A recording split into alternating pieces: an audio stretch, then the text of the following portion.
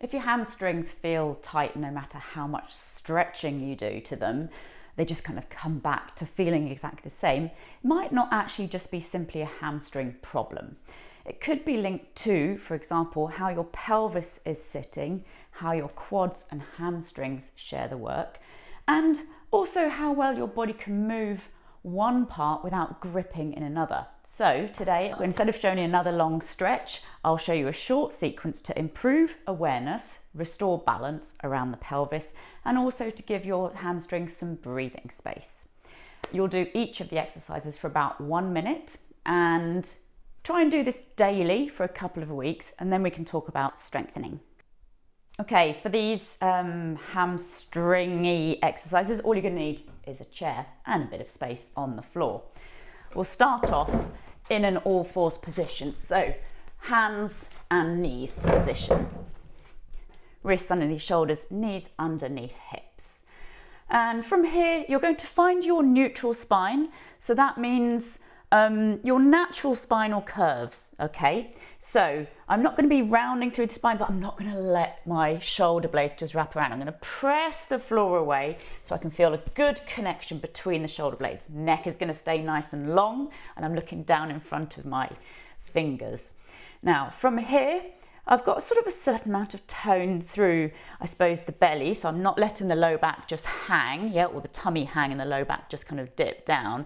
I am thinking press the floor away and get a little bit of a gentle connection. So there's a gentle curve, a gentle arch, my natural lower back lumbar curve there.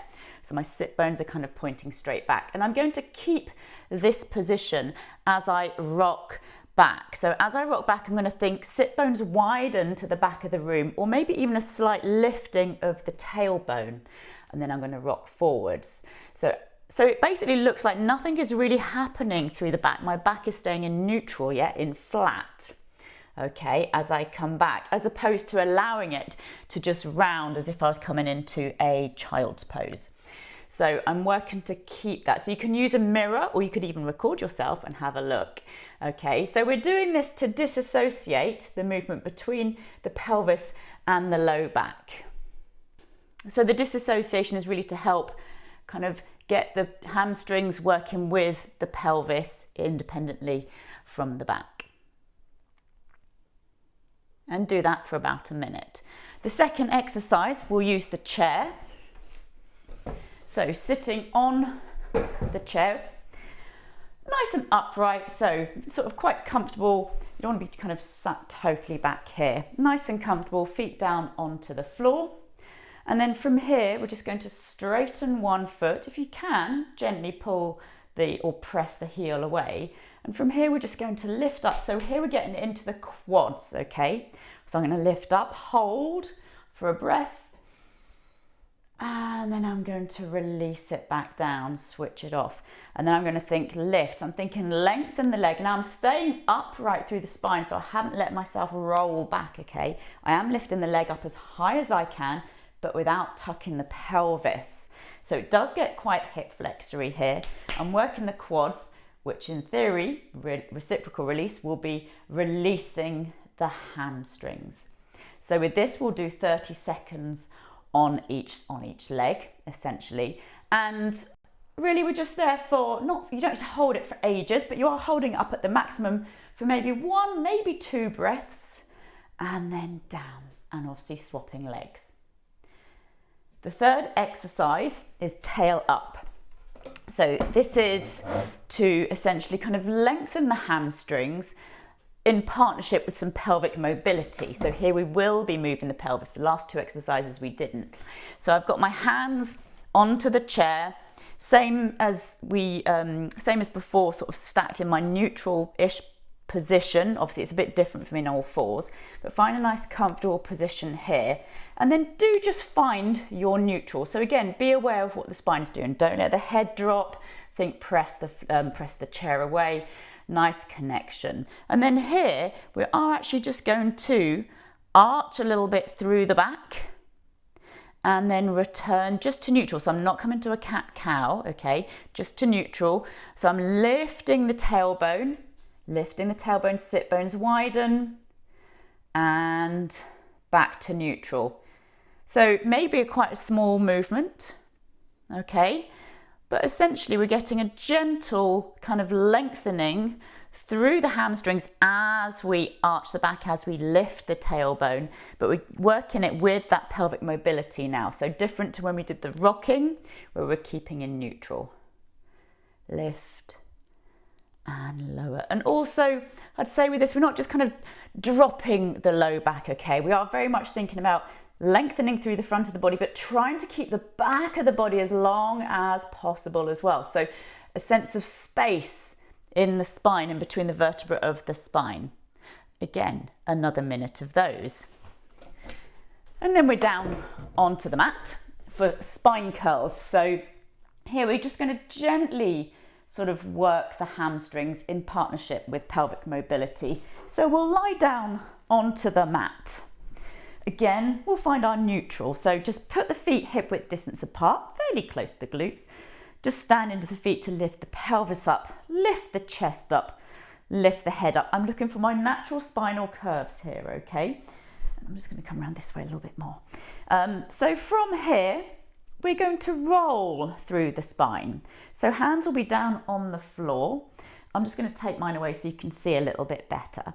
I'm going to start with sort of minimal effort. I'm not going to brace anywhere, but I'm just going to rock off my sacrum and just find the low back into the mat. So there's a sense of the tummy getting heavy. So the pubic bone is coming towards me. Now, once I can't move anymore, obviously because the back is flat on the mat, I'm just going to continue that. So I'm going to start to think the pubic bone curling towards me, okay? And that's going to find me lifting the pelvis and come to wherever feels good. If you can come into like a nice straight line from knees, hips to armpits, brilliant. And then from here, we're going to lower it in the opposite direction. So get heavy through the chest and feel each vertebra coming down onto the mat. Get the low back onto the mat.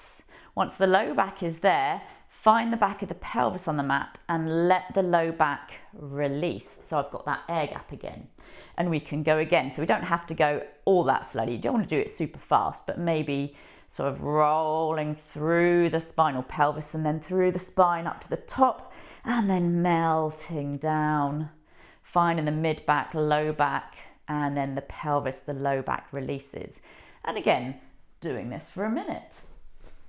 And then finally, moving back to the front of the legs again, we'll just take a simple hip flexor stretch. So I like to do these in kneeling in a 90 position. I'm going to stand nice and tall, so back knee, hip and shoulders nicely stacked, and I'm going to keep that alignment, okay, that sort of posture, if you like. And from here, you can always pad also under your knee as well if it's a little bit kind of knee-y. But from here, you're just going to simply hinge forwards, okay? So you can see I'm keeping my neutral. I'm not rounding, certainly. You can arch, but we'll come back to that in a second. So I'm not rounding forwards, okay? So I'm kind of coming forwards, bearing the weight into that front foot, thinking long. So now I've got a nice diagonal line from the knee through the hip, through the shoulder, through the head. And then I'm going to press back. So obviously the aim here is to be sort of gently releasing the front, the hip flexor, the quad, okay? So if you're finding that this is enough, okay, and you can play around with the range as well. If you're getting sort of a tight stretch here, don't go through a stretch, gritted teeth, okay? Just go to there, take an inhale and an exhale, maybe even two, and come back. But if you're finding that you want a little bit more, you're not quite getting enough out of it that you think, then you can come into this hinge position like we just had, and then, yes, lengthen through the front of the body. So now I am kind of arching. It can sometimes help to add the arms, yeah? So we've got a nice sort of lengthening stretch through the front of the body here. And again, take 1 or 2 breaths and then come back and back. And again, you can do 30 seconds on each leg, maybe a little bit more. You can always do a little bit more of all of these exercises if they feel good. And like I said, try these daily, just a minute each of each exercise. Do them daily for a couple of weeks, and then we can look at strengthening the hamstrings.